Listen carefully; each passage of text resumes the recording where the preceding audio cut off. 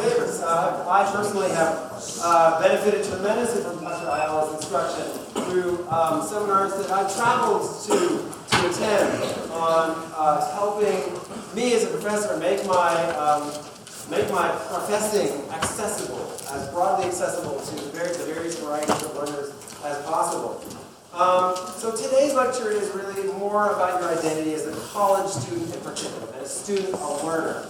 The focus being through the lens of educational theory and practice.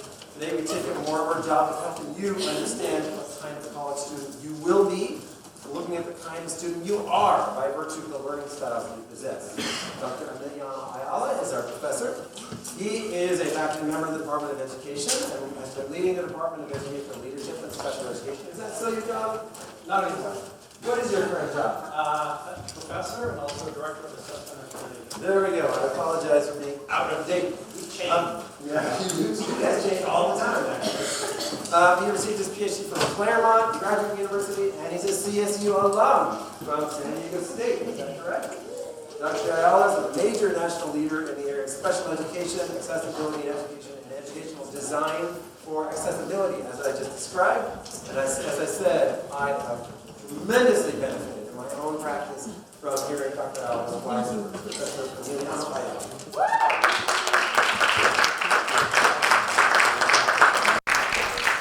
Thank you. Can everyone hear me? Are we good on the mic back there? Okay.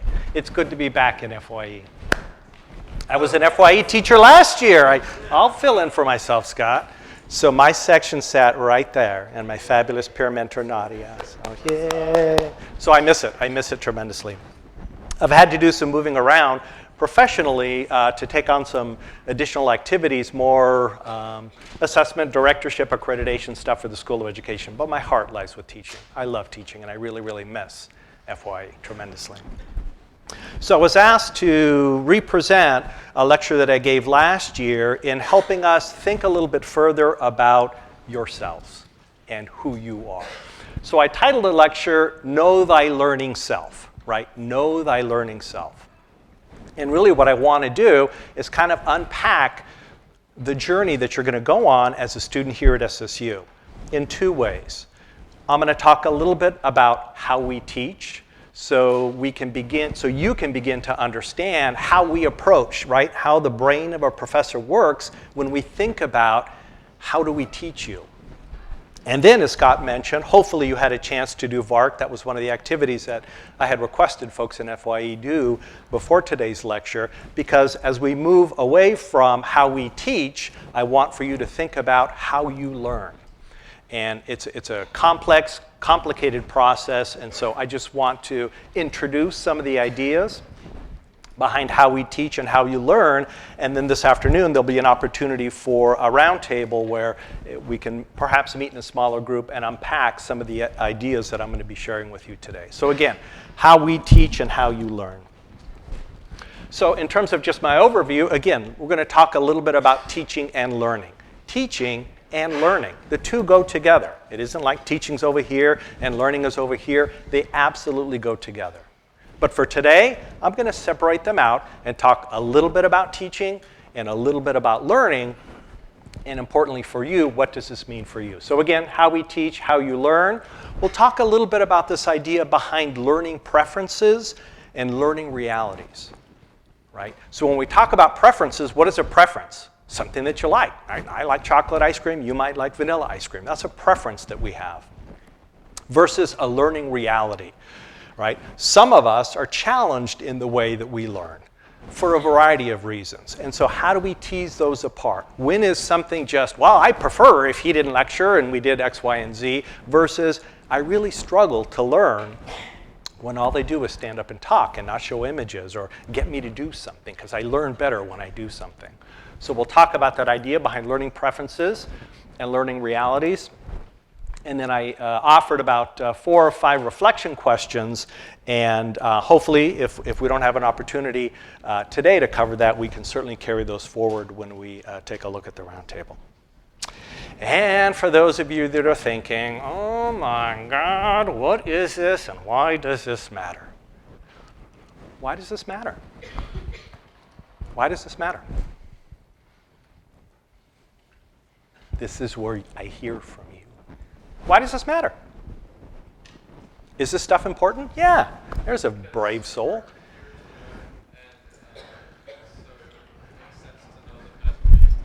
Right. Absolutely. Right? So you hopefully last week were introduced to this article called Excellent Sheep. And hopefully you began thinking about why are you here? Right? Why are you at Sonoma State University? Right? This is about you. This is about you as a learner. We're all here because we want to support you in learning. In order for you to get the maximum traction out of learning, you need to, what we call meta-reflect, think about how you approach learning. In order to identify how you approach learning, we also have to talk about how we teach. So it's important to you because ultimately, as this article said, this is about you. This is about developing your sense of self. The one facet, right? We talk about gender, we talk about sexuality, we talk about race, right? There's also a facet of yourself, right? One part of you that's about learning. That's what we're going to focus on today, the learning facet, or who you are as a learner. Love this article. It's a great article. Thank you, Karen. She pointed me to it because you were doing it. Right? So there was an image there. What was that image that I just got rid of? Alice in Wonderland. Yay for Alice in Wonderland. Why do I put Alice in Wonderland there? The image is, and you saw her sort of spiral down here a little bit, is the stuff I'm going to talk about is kind of complex. It's complicated. It's kind of like going down the rabbit hole. So what I hope to do today is maybe give you a little bit of a flashlight, so when you're falling into this hole of understanding teaching and learning and just how complex it is, you have a little bit of a flashlight to help you think through some of the concepts we're going to be talking about here today. So I'll use this image here as we kind of go through the different layers of teaching and learning. Keep in mind, we've been talking about teaching forever, right? So on the left-hand side here, you have a Mayan pictograph, right? We think this is somebody with knowledge sort of spilling over into somebody to garner the knowledge. Guru Shisha, very, very famous teacher in India, right? Teaching about principles and ideas and ways of living in life. Socrates, you probably all have heard of Socrates, right? A very famous teacher. We've been talking about this for many years, even in Egypt, where we believe the first writings occurred, arguably, that's a form of teaching. And some even argue that cave paintings, right, are a way of teaching. It was a way of transmitting or communicating an idea that somebody had to somebody else who was the learner. So we've been talking about teaching for many, many, many years, but again, understand it's a complex process, and we're still trying to figure it out. Honestly, we're still trying to figure it out. So let's talk a little bit about what we mean by teaching and learning. So what is teaching? Let's start with that. What is teaching? Is teaching an exchange of ideas or the passing of knowledge? I know this and I give it to you, right? The building of new knowledge. I've learned this and I'm adding to what I already know. Encouraging you to learn, helping you learn to think. Those are some of the ways that we think about defining what teaching is. And if we were to offer you some beginning definitions of what is learning, again, these are questions because we still don't know with 100% certainty. Is it about gaining knowledge? Is it about developing a new skill? You learn how to do something different. That's cool. I now know how to X, Y, and Z, whatever it is. Is it this idea of know, act, care? Did John talk about know, act, care, right? Is that the way we should be thinking about what learning is? How do we know that we're successful in our teaching? Or is it about critical thinking? That's certainly an important thing that you're going to be exploring in FYE this year is critical thinking. Some of the philosophies about teaching and learning, I think John talked about transmission versus transaction. So this is a bit of a review in terms of what is covered already. But these are philosophies. These are ideas, right? Some professors think teaching and learning should go this way. Others think it should go this way. One way is called banking education, right? In essence, you're empty vessels. You don't know anything, and the role of a professor, the role of a teacher, whomever, is to fill your empty vessel with knowledge, right? We deposit the knowledge, we're active in the process, and you're passive in the process. It's a philosophy. Some people think and teach this way. Another way, and often reflective of people who are deeply involved in education, is this idea of constructivism or transaction, where we generate knowledge together. I know some stuff, you know some stuff, and we're kind of building what we know together. So it's, again, interactions between experiences and ideas. The relationship between the teacher and the student is social, it's active, it's reflective. It's a much more intensive process. Again, two philosophies. One is transmission, the other is transaction, and I'll give you some examples of those in a minute. I'm just setting context here so we can think about some of the topics I'll be talking about a little bit more in depth. So let's start with how we teach, right? Rewind 5 minutes ago, and I said one of the things I want for you to walk away with is understand the brain of a professor, right? How we think about what we do to get you to learn. How we teach so you can learn, right? We have to understand that it's very complex and it's driven by many things. Disciplinary expectations, right? People in English professors think this is the way we should approach teaching and learning within the discipline of English. Sometimes professional standards. In mathematics, teachers of mathematics may think this is what we think everyone who is a mathematics major should know, driven by certain standards. And also personal and professional preferences, right? The way I teach is probably very different than many of your professors here in the room here. So that also influences how we teach. Just take for a moment and think about the professors you've had up to this point. Do they all teach the same? Yes? No? No, right? It's driven by these different factors here, right? Perhaps disciplinary expectations, professional standards, or even personal professional preferences in terms of how they approach it. The middle column here are the structures, how we go about teaching. So in your career here at SSU, right, you might experience these different ways here. Lectures, seminars, labs, field work, field trips, internships, online teaching, hybrid teaching, blended teaching, independent study, co-curricular. Those are all structures, right? How we structure our teaching in different ways. And as a result of that, we support your learning by having you do many, many, many different things, right? Read and write and observe and post and blog and talk and dance and research and create and question and discuss and present, critique, sing, listen, play, practice instruments, paint, sculpt, experiment, videotape, work independently, collaboratively. And so what we do is we take the structures like seminar and we say, in this seminar, we're going to have you question. In this field trip or internship, we're going to have you observe. In this independent study, we're going to have you create.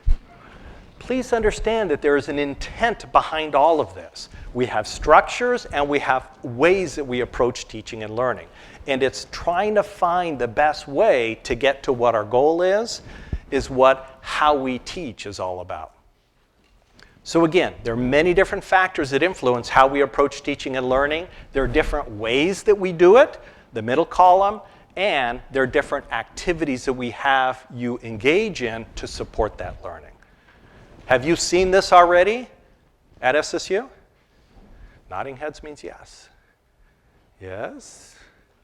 Okay. Again, I want for you to be thinking about the courses that you've had up to this point and see if you can begin to make connections with some of this stuff.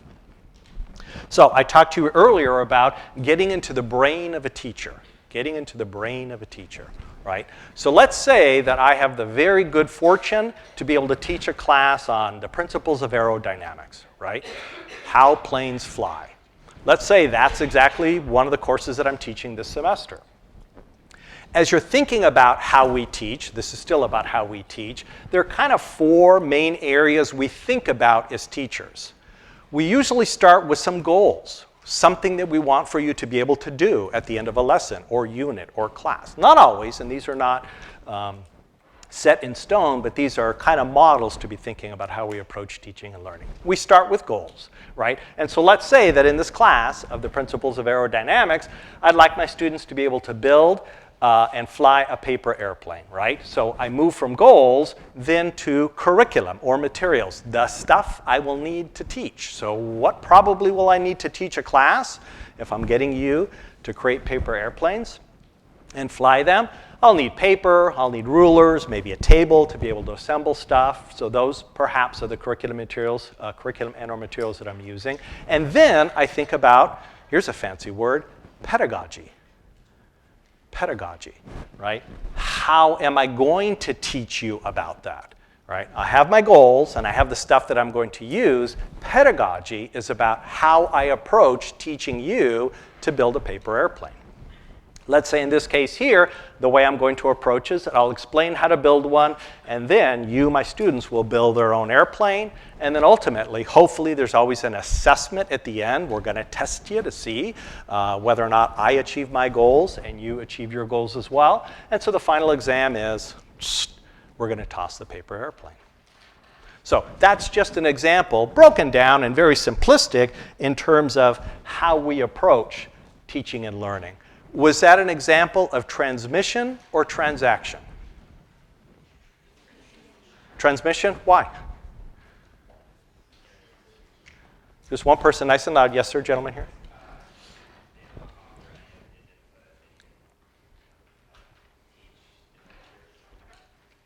Say that again.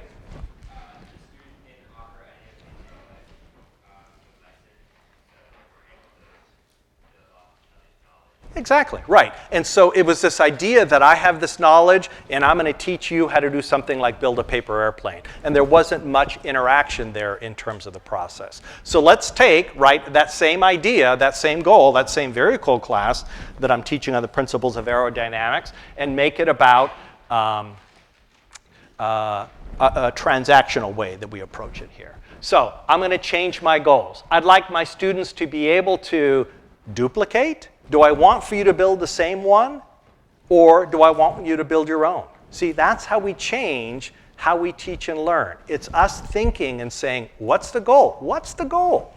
Do I want you to build this exact same airplane, or do I want you to create your own? That's going to change the trajectory of how we teach. Let's say that I do want you maybe to create your own. And I want you to fly a paper airplane for 20 feet. I'm actually getting better at my assessment because one of the ways I'm going to measure it is see whether or not it's going to fly 20 feet. So what will I need in terms of my curriculum and materials that I'm going to use? So I'll still need paper, a ruler, a table, tape measure. Maybe I'll give examples, maybe not. It depends on what I think, if it's going to get to what my goal is. Perhaps some readings on aerodynamics just to see whether or not that's going to help you.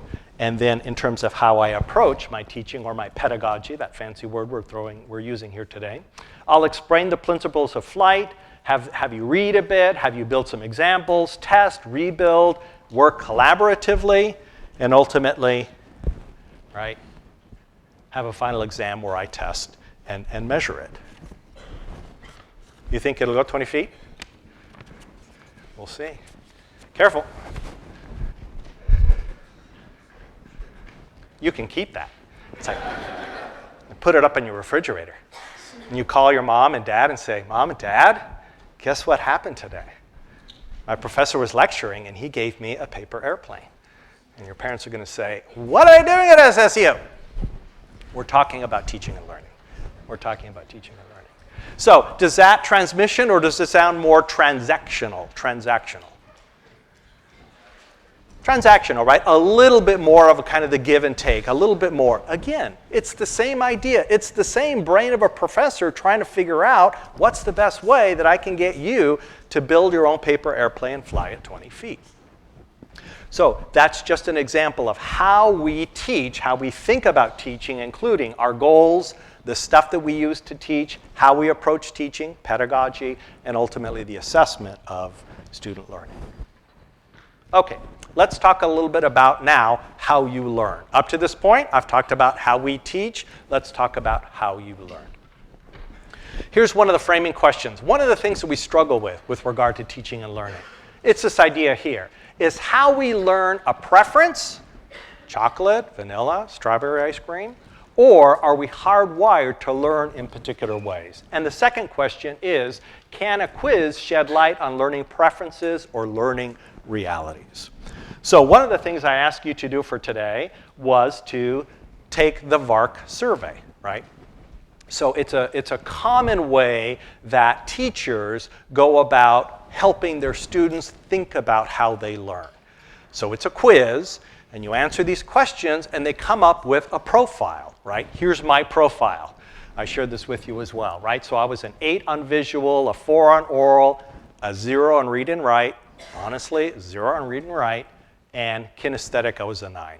Kind of considered a multimodal learner, but really I'm heavily kinesthetic. So what does that mean? What does that mean? It means that when I answered these questions, I was responding to something, it was a survey about something, and some argue it's a survey about learning preferences.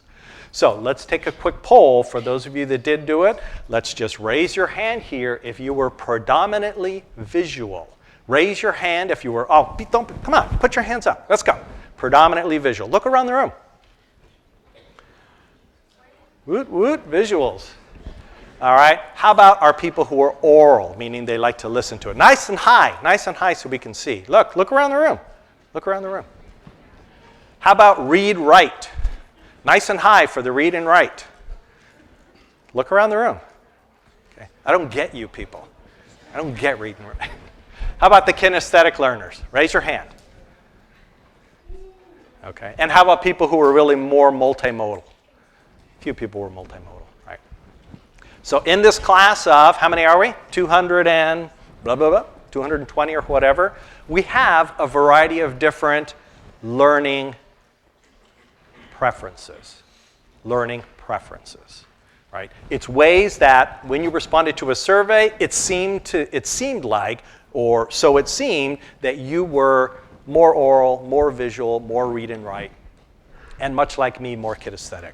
We have to think ultimately about the reliability and validity of these tools, right? Reliability is it measuring the same thing every time we do it? And validity, are we measuring this thing called learning preferences, or are we measuring something else, right? We really don't know, and there's a lot of questions about that in the research, right? Just take a look at the kinds of questions for those of you that did not jump into VARC, right? You're going to cook something as a special treat. You would cook something without the need for instructions. You'd use a good recipe. You'd ask a friend for suggestions. You'd look on the internet or in some cookbooks for ideas and pictures. And at some point you said, well, I'd probably do it this way. Click. Right? Do you prefer a teacher or presenter who uses diagrams, charts, and graphs, demonstrations, models, practical sessions, handouts, books, readings, question and answer, talk, group discussion, or guest speakers? I don't know. I think I like this. And you clicked on that. And you came up with a profile. So it's telling us something. It's telling us something, but I will assure you, we still don't know much about the power behind these learning inventories, these learning surveys. There's still a lot of questions about the validity of these different kinds of tools. Okay, so let's take a look at some of the research and see whether or not what we think here in this room corresponds to what we know or part of it. So educators at all levels recognize that students do not all respond equally well to the same teaching methods. Teachers in the room, thumbs up or thumbs down? What do you think? Thumbs up, thumbs down. All right, look around the room. Most teachers agree, right, that students learn differently. Okay, fair enough. Students also report experiencing preferences for one learning style over the other. Okay, students, you, freshmen, yes, no, not sure, or no? Let's go. Everyone's hand up. I need everyone's hand up to decide on something. Yes, you agree, not so sure, down, you disagree. Everybody, okay? All right, so most people tend to agree with that statement as well. I've talked about this already. Researchers have examined learning styles for many years. Again, yet the validity. Are we truly tapping into learning styles has received mixed reaction from the research community. Again, citing some research here, ultimately, part of you being a critical thinker is not believing everything I have to say up here, but deciding for yourself. For yourself. This is about you and yourself. And again, there's also quite a bit of uncertainty and overlap with other measures. There's some examples of learning style inventories. Some of your professors, faculty may actually have you do personality inventories like the Myers-Briggs or MMPI if they've not done them already. There's also many different kinds of tests of intelligence. So it's very complicated when we really try to understand this idea behind learning. And then there are personal factors, right? Motivation, time of day. Some of you are falling asleep here. I get that. I understand that. It's the time of day, or you're tired, or you stayed up late last night. All of those are going to have a huge impact in terms of ultimately how you learn. So let's try to blend the two here in terms of thinking about teaching and learning, right? So what do we know about how we approach teaching? We often approach teaching with this idea of the normal person in mind, right? The normal person. Well, who is the normal person, right? We all know that we approach teaching and learning we approach learning differently here. Some of you are visual, some of you are oral, kinesthetic, read, write, right? But we still tend to teach with this idea that there is a normal group of people that, in essence, all learn relatively the same. We do have obvious people who fall outside of that. Sometimes there may be people with temporary restrictions, right? A temporary physical disability that's going to make it difficult for them to do whatever we're asking them to do. We know that somebody who's acquiring English as a second language might approach this very lecture differently. They may not get all of the words that I'm using because they're still learning English. That's going to impact how they approach it. And then we have people with obvious physical disabilities, right? There are some people with real things called disabilities that is going to impact them learning the same way as other people. Those are real differences in terms of how people approach teaching and learning. So where do the learning styles kind of fit in? I argue it's kind of behind this belief of the normal person, right? The normal learner, all of you are normal learners, perhaps, right? But you have preferences in terms of how you learn. I'm going to state that again. When we think about teaching and learning, we often teach to the normal student. It's pretty obvious if somebody, right, poke their eye out and they have a big old patch and they're sitting in front of my class here and they can't see the same thing as everyone else. Or somebody comes up and says, right, I'm still struggling to learn English, right, help me figure this out. Or the obvious person with an obvious physical disability, right, as opposed to a hidden disability, a physical visual disability that it's clear they're blind, right, and they're sitting in front here, and I have to think about how I'm going to teach differently. We still get stuck that there is this idea behind a normal learner, but behind the normal learner, that's all of you in the room here, is this idea of learning preference. I prefer visual, I prefer kinesthetic, I prefer to rewrite, I prefer oral, right? So that's where I'm coming at this idea with learning preferences, right? So here's where it gets complicated, in my opinion. Here's where it gets complicated. So learning preferences and learning realities. Where do we draw the line between a preference and a reality, right?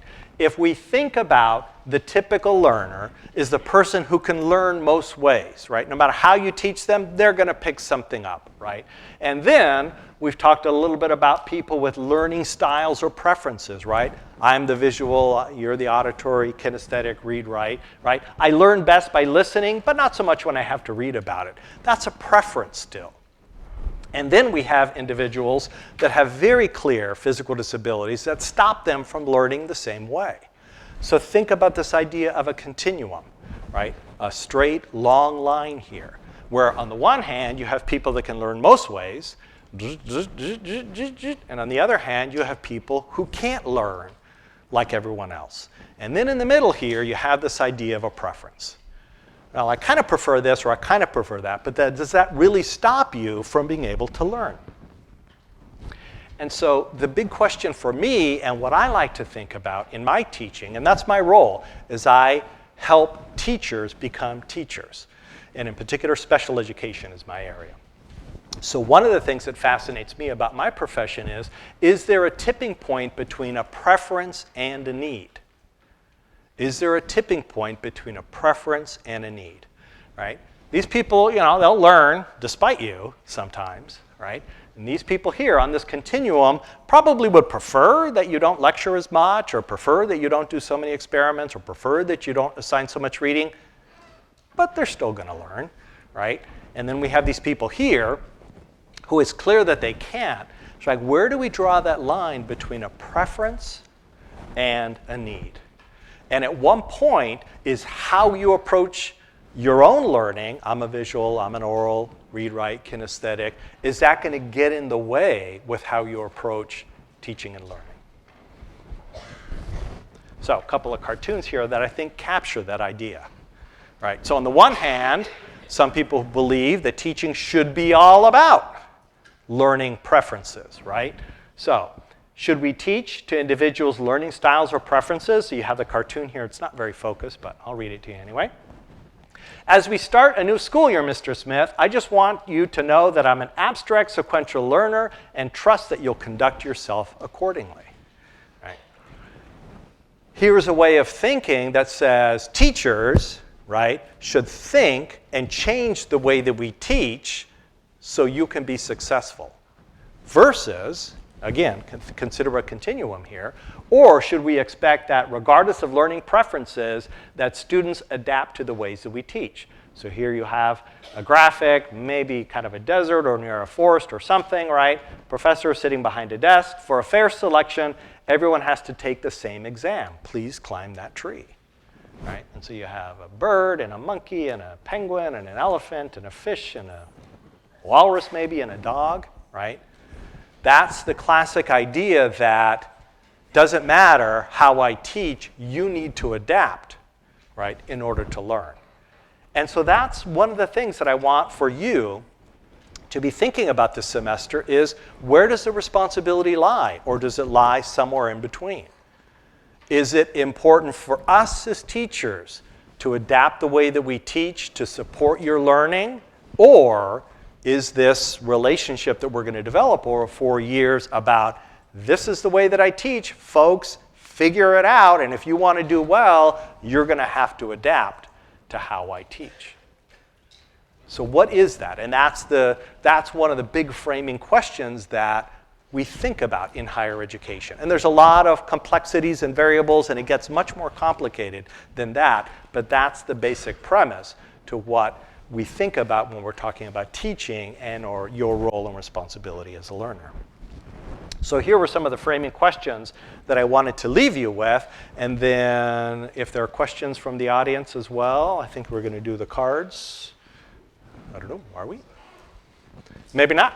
So we'll take questions overall. So some of the things that I want for you to be thinking about is, do we all learn the same way? Right? Can we all learn the same way? Should people teach in relationship to how people learn? And what assumptions are embedded in these questions? So what I'm going to ask you to do right now is let's just tackle question number 3. Should we teach professors in relation to how you learn? What I want for you to do is we're going to take 3 minutes here. I want you to discuss this question with the person sitting next to you. And discuss the question because I'm going to call on people to hear what their answers are. Tackle question number 3. Tackle question number 3. Find a friend, talk about it, and I'm going to pull us back in 3 minutes and hear what you have to say. Okay, let's pull back together. 5, 4, 3, 2, 1. Thank you. Okay, let's start with your teachers. What do you gentlemen think about this idea? Should we teach in relation to how people learn? Dr. Bebop? I think we should be aware of it. I try to have multiple types of assignments and exercises in my class so that there's a variety of things. Also, we were just talking about the concept that there's certain information you have to convey if you're teaching a history of something, so you can't help but lecture. But perhaps even in those situations, you can turn that into a small discussion of, can you imagine if you were living in this era, for instance, what would the invention of the printing press mean to your world? And these kind of things, and get them thinking about it and talking about it. So, yeah. So again, this idea that maybe we don't 100%, we should consider it, but then even there, as he is thinking about teaching and learning, right, the paths might be different. I'm going to turn to my friend here and see what she has to say. So what do you think? Should we teach in relation to how people learn? I mean, I think we should, but I think like over time it's just you can't really dedicate so much time because some people learn slower than the others. So recognizing that people approach it differently, that we're all different learners and kind of similar, that we should be aware of it, but over time we should kind of teach the same way, maybe? Okay. Let's see what some of our other friends have to say. I love it that people are avoiding eye contact. It's like, don't pick me, don't pick me. What does our friend have to say here? I think that teachers should adapt and try to accommodate, but students should be more open-minded to learning patterns, so it should be more of a two-way street.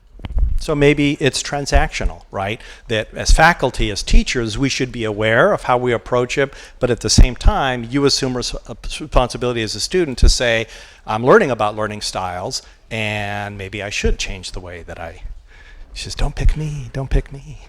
Let's go to our friends in the back. There's a reason why people sit in the back. What does my friend have to say here? All right, so It's a safe place. I know.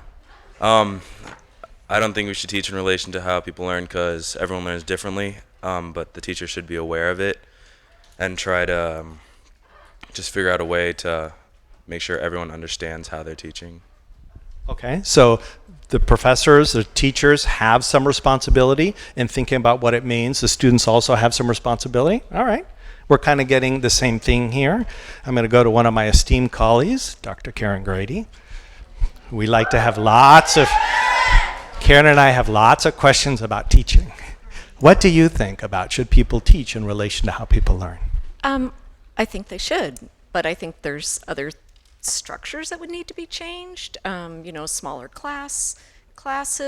I think definitely teaching from a transactional perspective makes it more possible, giving students more choice.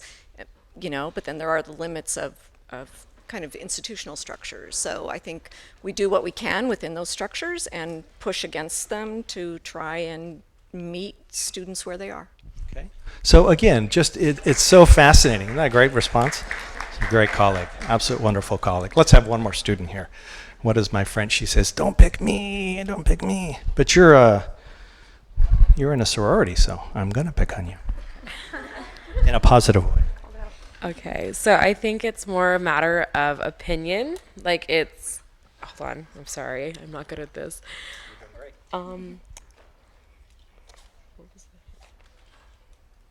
Okay, so I think you should respect what the teacher, because they are going to have a method of their learning. So I think that we should accommodate ourselves to the teacher as well, as much as they should accommodate themselves to us.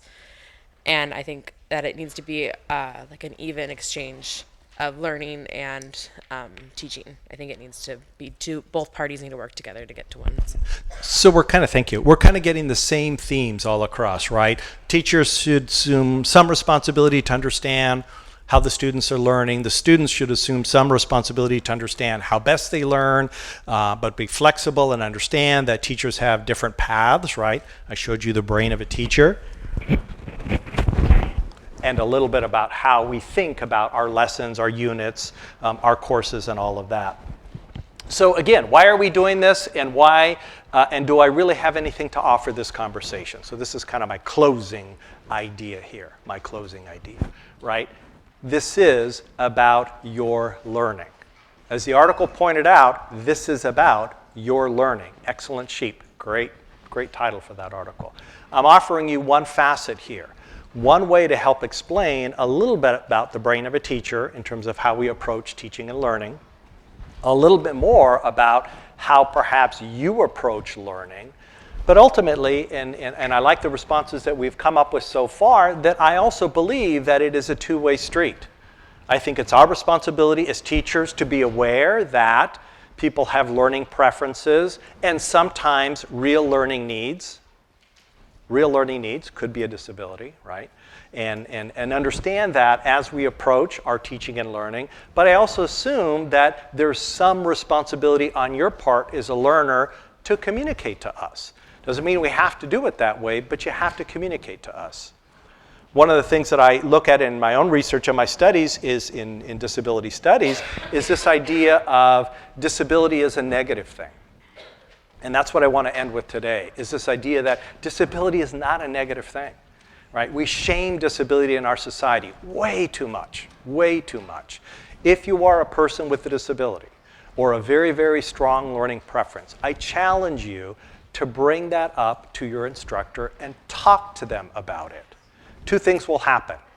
Number one, it will help your teachers understand that you learn differently. And two, it empowers you to validate that you do learn differently than other people and you're learning more about yourself. So don't hide it. Don't be ashamed of it. Recognize that that's how you approach teaching and learning. We still struggle with the tipping point between is it a preference or is it a real thing? And that's where I think we do the dance, right? We approach it and try to figure it out together. Did you have a comment, Dr. Goody? Yeah, you mentioned that when I think about something like a big lecture class, the place where you can do question number three, I think is in professors' office hours. And I know when I was an undergraduate, I never went to anyone's office hours. I was too afraid. And that was a big mistake. And so that's really where you can have a meeting of the minds and some kind of, the possibility of them understanding you better. So I'm just giving a shout out to office hours, going to office hours. And if we believe, thank you, yes, clap, clap, clap. And if we believe that it's transactional, as many of you stated, that it is about a two-way street, we can't guess how you learn and what's going on with you. You have to reach out to us, let us know what's going on so we can do this together. Make sense? All right, I'll break it here, 4 o'clock maybe, for the roundtable. Thank you.